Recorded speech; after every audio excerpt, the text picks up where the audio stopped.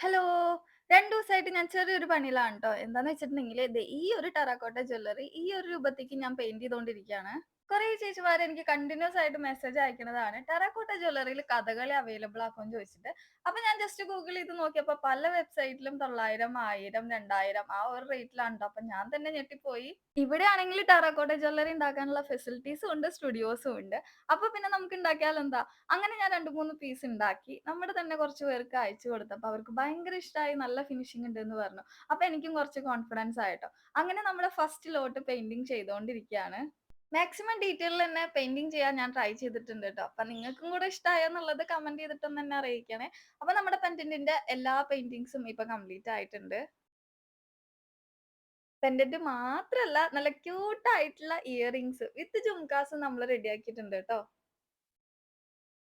ഇത് ഞാൻ സാമ്പിൾ ആയിട്ട് ഉണ്ടാക്കി നോക്കിയതാണ് ട്ടോ. ഇത് ബേക്ക് ചെയ്യാത്തോണ്ട് തന്നെ കണ്ടില്ലേ ചുരണ്ടുമ്പോ മണ്ണൊക്കെ ഇളകി പോരുന്നുണ്ട്.